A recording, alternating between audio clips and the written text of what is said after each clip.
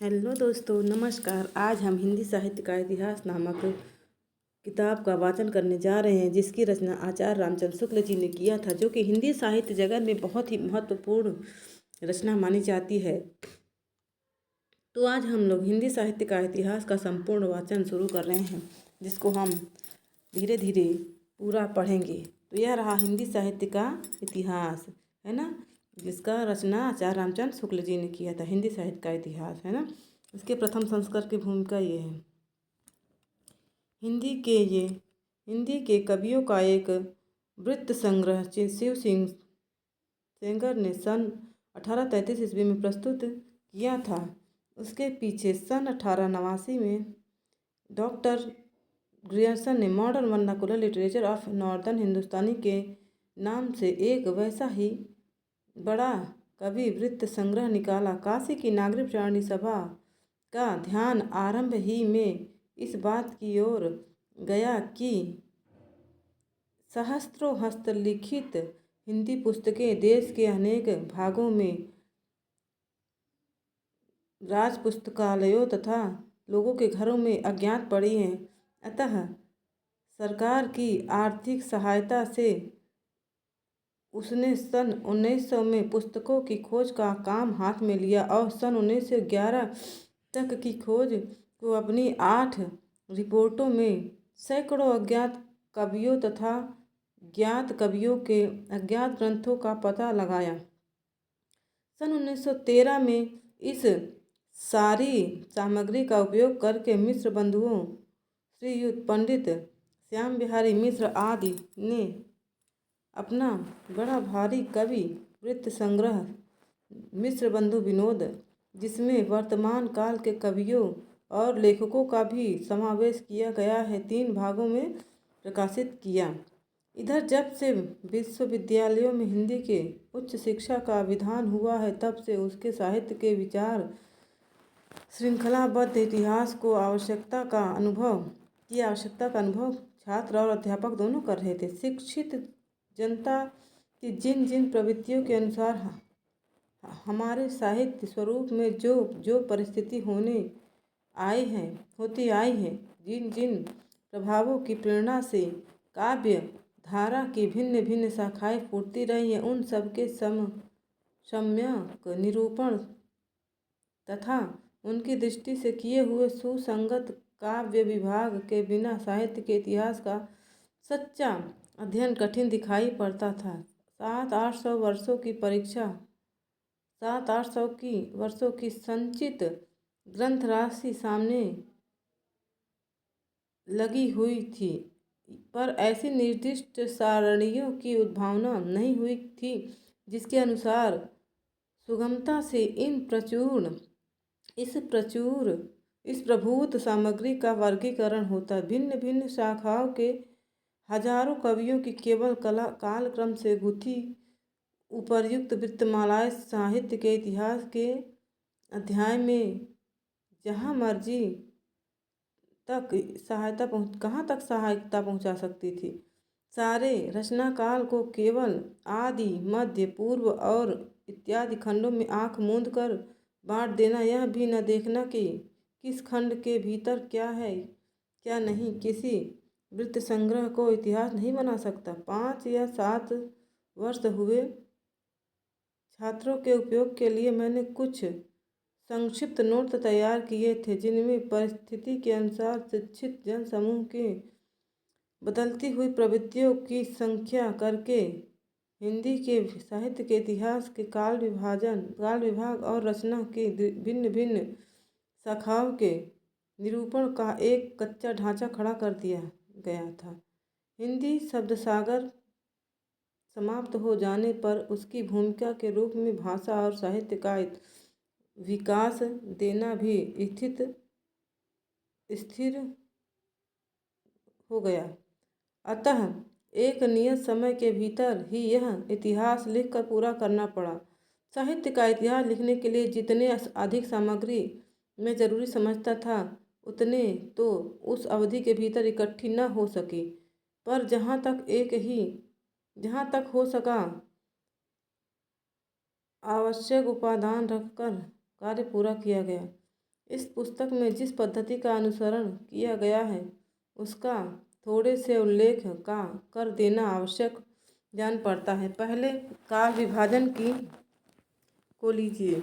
जिस काल विभाग के भीतर किसी विशेष ढंग की रचनाओं की प्रचुरता दिखाई पड़ी है वह एक अलग काल माना गया है और उसका नामकरण हिंदी रचनाओं के स्वरूप के अनुसार किया गया है। इसी प्रकार काल का एक निर्दिष्ट सामान्य लक्षण बनाया जा सकता है। किसी एक ढांचा की रचना की प्रचुरता के अभिप्राय यह है कि दूसरे ढंग की रचनाओं में से चाहे किसी एक ढंग की रचना को ले वह परिमाणों में प्रथम तो के बराबर न होगी, यह नहीं कि और सब ढंगों की रचनाएं मिलकर भी उनके बराबर न होंगी। जैसे यदि ऐसी काल में 5 ढंग की रचनाएं 10,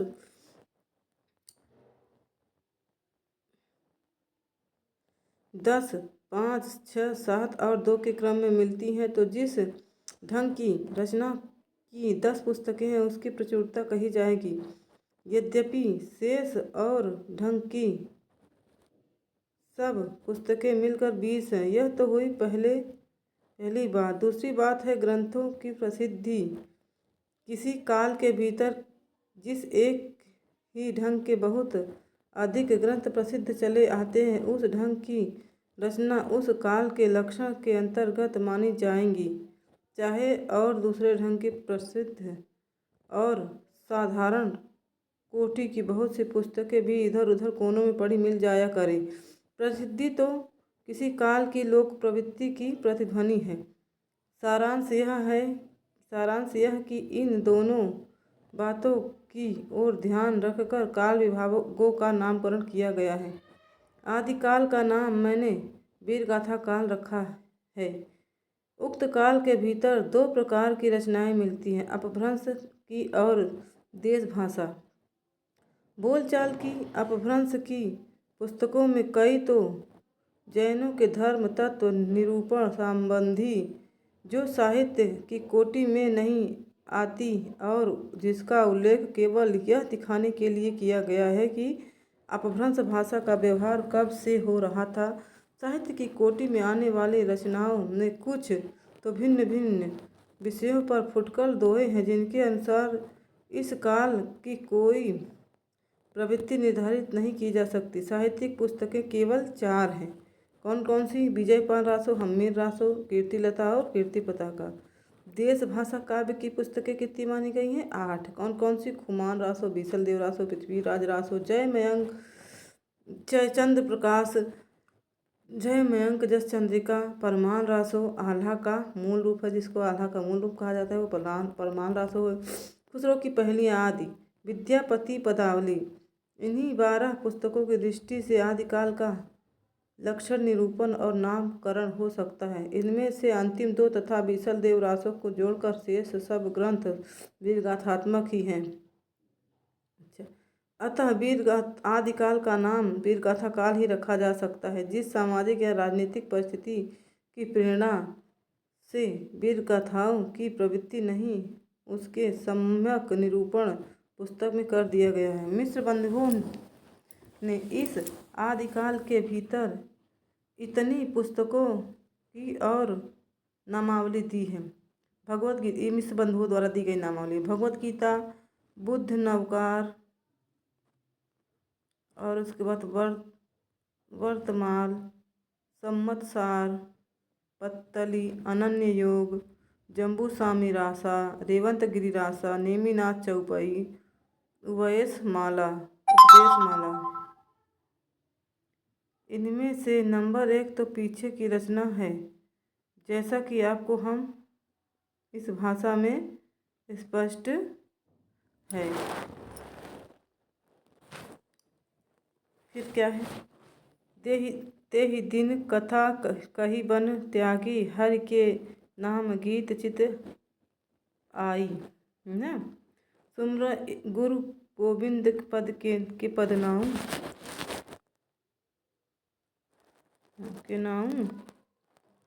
सुमिरा गुरु गोविंद के पाऊँ, अगम अपार है जाकर नाऊँ, है ना। जो वीर रस की पुरानी परिपाटी के अनुसार कहीं कहीं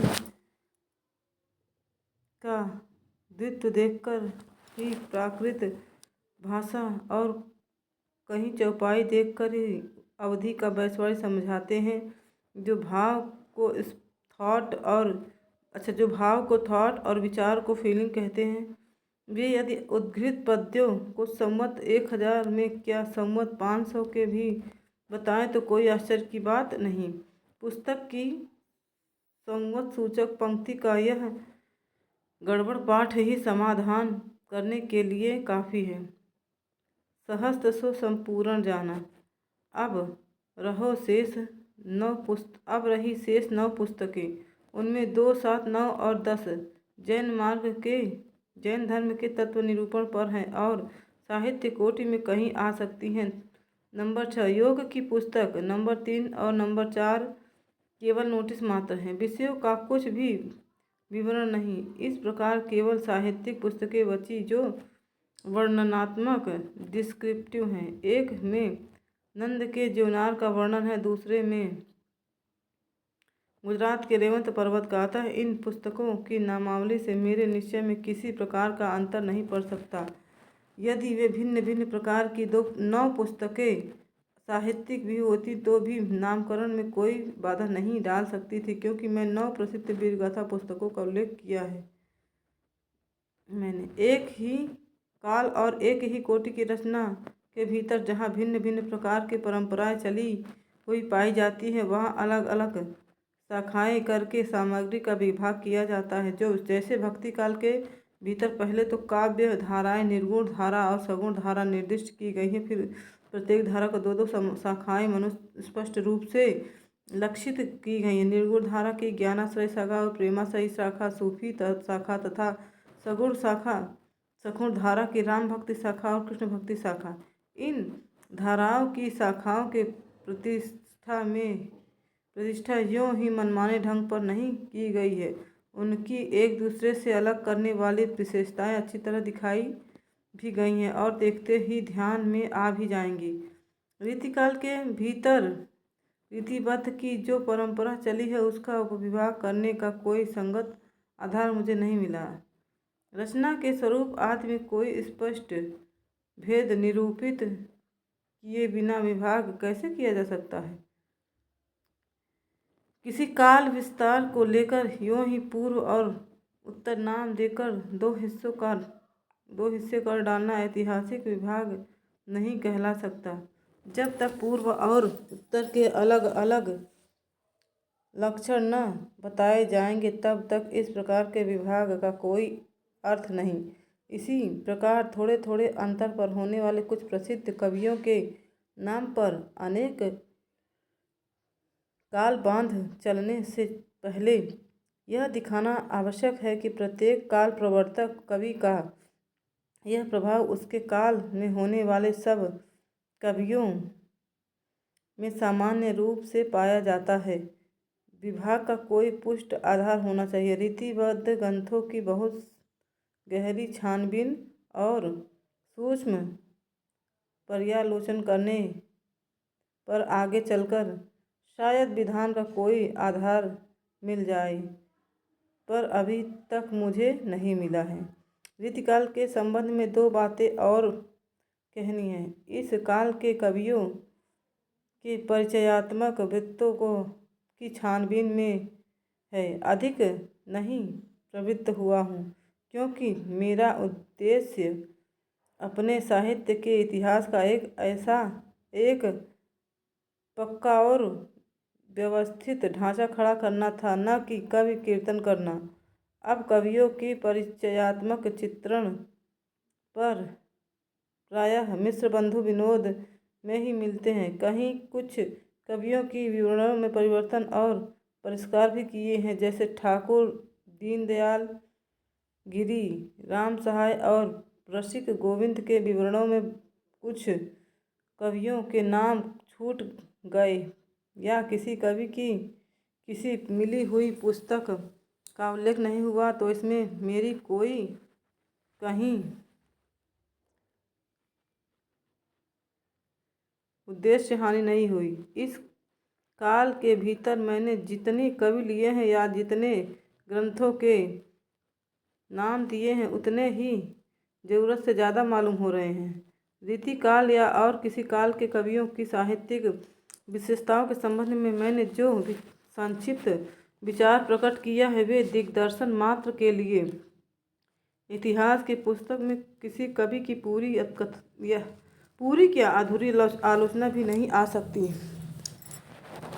किसी कवि की आलोचना लिखनी होगी तो स्वतंत्र प्रबंध या पुस्तक के रूप में लिखूंगा। बहुत प्रसिद्ध कवियों के संबंध में थोड़ा विस्तार से लिखना पड़ा है, पर वह भी विशेष प्रवृत्तियों का ही निर्धारण किया गया है।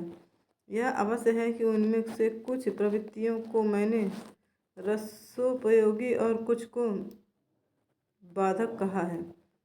आधुनिक काल में गद्य का आविर्भाव सबसे प्रधान साहित्यिक घटना है। इतिहास ने इसलिए उसके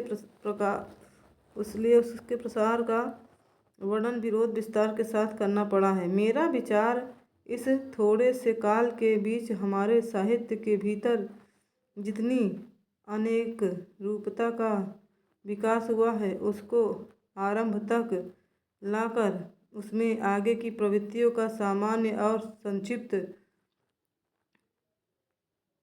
उल्लेख करके ही छोड़ देने का था, क्योंकि वर्तमान लेखकों और कवियों का संबंध में कुछ लिखना अपने सिर एक बला मोल लेना ही समझ पड़ता था। पर जी न माना, वर्तमान सहयोगियों तथा उनकी अमूल्य कृतियों का उल्लेख भी थोड़े बहुत विवेचन के साथ डरते डरते किया गया है।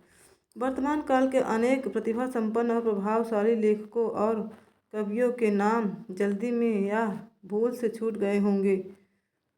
इसके लिए तथा उससे भी अधिक उनकी कृतियों से विशेष रूप से परिचित महानुभावों से क्षमा की प्रार्थना है। जैसा पहले कहा जा चुका है, यह पुस्तक जल्दी में तैयार करनी पड़ी है। इससे इसका रूप जो मैं रखना चाहता था वह भी इसे पूरा नहीं प्राप्त हो सका। कवियों और लेखकों का नामोल्लेख के संबंध में एक बात का निवेदन है, और इस पुस्तक का उद्देश्य संग्रह नहीं था। इससे आधुनिक काल के अंतर्गत सामान्य लक्षणों और प्रवृत्तियों के वर्णन की ओर और अधिक ध्यान दिया गया है। अगले संस्करण में इस काल का प्रकार कुछ और अधिक हो सकता है। कहने की आवश्यकता नहीं कि हिंदी साहित्य का इतिहास हिंदी शब्दसागर की भूमिका के रूप में हिंदी साहित्य का विकास के नाम से सन 1929 में जनवरी महीने में निकल चुका है। इस अलग पुस्तकाकार संस्करण में बहुत सी बातें बताई गई हैं, विशेषतः आदि और अंत में। आदिकाल के भीतर अपभ्रंश की रचनाएं भी ले ली गई हैं, क्योंकि वे सदा ही भाषा तत्व के अंतर्गत ही बोली जाती रही हैं। अधिकांश के बीच प्रचलित जनश्रुति का कई ऐसे भाषा काव्यों के नाम गिनती चली आई है जो अपभ्रंश में हैं, जैसे कुमारपाल चरित और सारंगधरकृत हम्मीर रासो का पता चला है। पर प्राकृत पिंगल सूत्र उलटते पलटते मुझे हम्मीर के युद्धों के वर्णन वाले कई बहुत ही ओजस्वी पद्य छंदों के उदाहरण भी में मिले हैं। मुझे पूर्ण निश्चय हो गया है कि पद्य सारंगधर के प्रसिद्ध हम्मीर रासों के ही हैं। आधुनिक काल के और अंत में वर्तमान काल की कुछ विशेष प्रवृत्तियों के वर्णन का थोड़ा और पल्लवित इसलिए करना पड़ा जिससे उन प्रवृत्तियों के मूल का ठीक ठीक पता केवल हिंदी पढ़ने वालों को ही हो जाए और वे धोखे में न रहकर स्वतंत्र विचार में समर्थ हों। मिश्र बंधुओं के प्रकांड कवि वृत्त संग्रह मिश्र बंधु विनोद का उल्लेख हो चुका है। रीतिकाल के कवियों का परिचय लिखने में मैंने प्रायः उक्त ग्रंथ से ही विवरण लिए हैं, अतः आधुनिक शिष्टता के अनुसार उसके उत्साहों और परिश्रमी संकलनकर्ताओं को धन्यवाद देता हूँ मैं बहुत ज़रूरी समझता हूँ। कार्यकर्ताओं को धन्यवाद देना मैं बहुत ज़रूरी समझता हूँ। हिंदी पुस्तकों की खोज की रिपोर्ट भी मुझे समय समय पर विशेषतः संदेह के स्तर पर आने पर उलटनी पड़ी है। राय साहब बाबू श्याम सुंदर दास BA की हिंदी कोविद रत्नमाला, श्रीयुत पंडित राम नरेश त्रिपाठी की कविता भोज कविता कौमुदी तथा वियोगी हरि के ब्रज माधुरी सार से बहुत कुछ सामग्री मिली है। अतः उक्त 3 महानुभावों के प्रति अपनी कृतज्ञता प्रकट करता हूँ। आधुनिक काल के प्रारंभिक प्रकरण लिखते समय जिस कठिनता का सामना करना पड़ा उसमें मेरे बड़े पुराने मित्र केदारनाथ पाठक ही काम आए। तो जिन लेखकों का नाम ले रहे हैं ना, वो भी इम्पोर्टेंट है, आप लोग नोट करते चलिएगा। काम आए पर न आज तक मैंने उन्हें किसी बात के लिए धन्यवाद दिया है, न अब देने की हिम्मत कर सकता हूँ। धन्यवाद को आजकल वे एक बदमाशी समझते हैं। इस कार्य में मुझसे जो भूलें हुई हैं, उसके सुधार की जो त्रुटियां रह गई हैं, उनकी पूर्ति की ओर जो अपराध बन पड़े, उसकी क्षमा की पूरी आशा करके ही मैं अपने श्रम से कुछ संतोष लाभ कर सकता हूँ। रामचंद्र शुक्ल, है ना। अब संशोधित और परिवर्धित संस्करण के संबंध में 2 बातें। कई संस्करणों के उपरांत इस पुस्तक के परिमार्जन का पहला अवसर मिला। इसमें कुछ आवश्यक संशोधन के अतिरिक्त बहुत सी बातें बढ़ानी पड़ी। आदिकाल के भीतर ब्रजयानी सिद्धों और नाथपंथी योगियों को परंपराओं का कुछ विस्तार है। साथ वर्णन यह देखने के लिए करना पड़ा कि कबीर द्वारा प्रवर्तित निर्गुण संत मत के प्रथम प्रचार के लिए किस प्रकार उन्होंने पहले से रास्ता तैयार कर दिया था। दूसरा उद्देश्य यह स्पष्ट करने का भी था कि सिद्धों और योगियों की रचनाएं साहित्य कोटि में नहीं आती और योगधारा काव्य या साहित्य की कोई नई धारा नहीं मानी जा सकती। भक्ति काल के अंतर्गत रामानंद और नामदेव का विशेष रूप से विचार किया गया है, क्योंकि उनके संबंध में अनेक प्रकार की बातें प्रचलित है। रीतिकाल के सामान्य परिचय में हिंदी के अलंकार ग्रंथों के परंपरा के उद्गम और विकास की कुछ अधिक विस्तार के साथ दिखाया गया है। घनानंद आदि कुछ मुख्य कवियों का आलोचनात्मक परिचय भी विशेष रूप से मिलेगा। आधुनिक काल के भीतर खड़ी बोली के गद्य इतिहास इधर जो कुछ सामग्री मिली है, उसकी दृष्टि से एक नए रूप में सामने लाया गया है। हिंदी के मार्ग में जो विलक्षण बाधाएं पड़ी हैं, उनका भी सविस्तार उल्लेख है। पिछले संस्करणों में वर्तमान अर्थात आजकल चलते हुए साहित्य की मुख्य प्रवृत्तियों का संकेत मात्र करके छोड़ दिया। अर्थात आजकल चलते हुए साहित्य की मुख्य प्रवृत्तियों का संकेत मात्र करके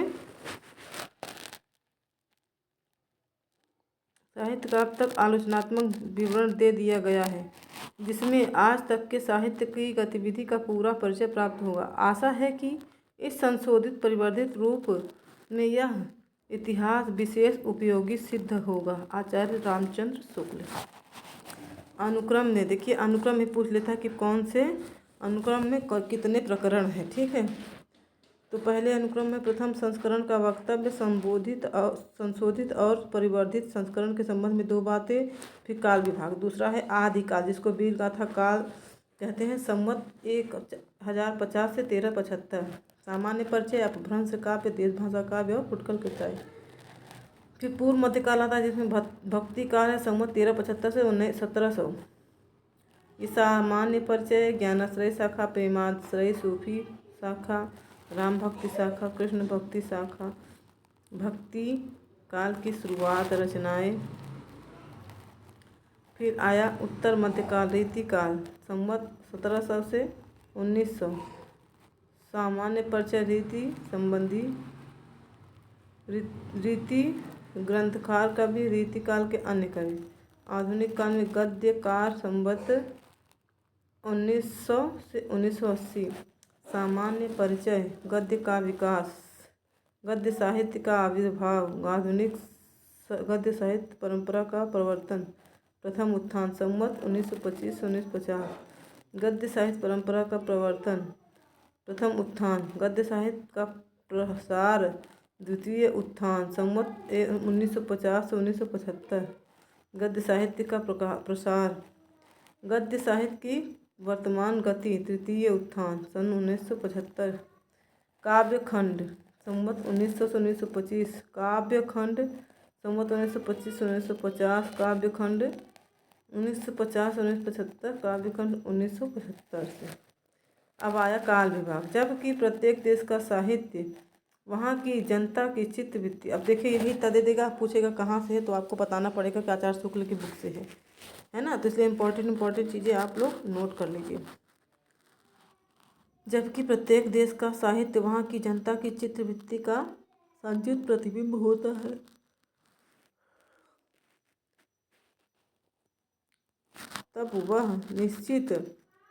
तब यह निश्चित है कि हम जनता की चित्तवृत्ति के परिवर्तन के लिए साथ साथ साहित्य के स्वरूप में भी परिवर्तन होता चला जाता है। आदि से अंत तक इन्हीं चित्तवृत्तियों की परंपरा को परखते हुए साहित्य परंपरा के साथ साहित्य सर्वसामंजस्य दिखाना ही साहित्य का इतिहास कहलाता है। जनता की चित्तवृत्ति का कुछ राजनीतिक, सामाजिक, सांप्रदायिक तथा मार्मिक परिस्थिति के अनुसार, अतः काव्य कारण स्वरूप इन परिस्थितियों का किंचित दिग्दर्शन भी साथ ही साथ आवश्यक होता है। इस दृष्टि से हिंदी साहित्य का विवेचन करने में यह बात ध्यान में रखने होगी कि किसी विशेष समय में लोगों में संच विशेष का संचार और पोषण किधर से और किस प्रकार हुआ। उपयुक्त व्यवस्था के अनुसार हम हिंदी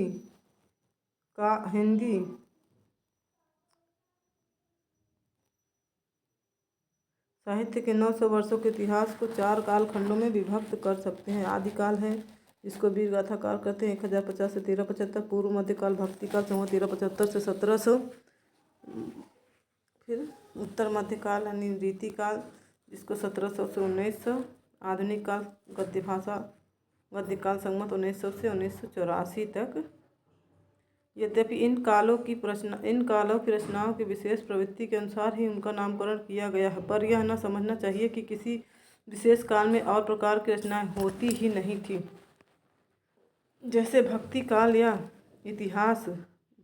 या रीतिकाल को ले तो उसमें वीर रस के अनेक काव्य मिलेंगे, जिनमें वीर राजाओं की प्रशंसा उसी ढंग से की होगी जिस ढंग की वीर गाथात्मक में हुआ करती थी। अतः प्रत्येक काल का वर्णन इस प्रणाली पर किया जाएगा कि पहले तो उक्त काल की विशेष प्रवृत्ति सूचक उन रचनाओं का वर्णन होगा जो उस काल के लक्षण के अंतर्गत होंगी। पीछे संक्षेप में उनके अतिरिक्त और प्रकार की ध्यान देने योग्य रचनाओं का उल्लेख होगा। अब आते हैं आदिकाल में। आदिकाल का शुरुआत करते हैं, जिसमें वीरगाथा काल संवत 1050 से 1375 है। प्रकरण 1 सामान्य परिचय। अब हम इसको यहाँ से पढ़ेंगे प्रकरण 1 से अगले वीडियो में। तब तक के लिए राधे राधे दोस्तों।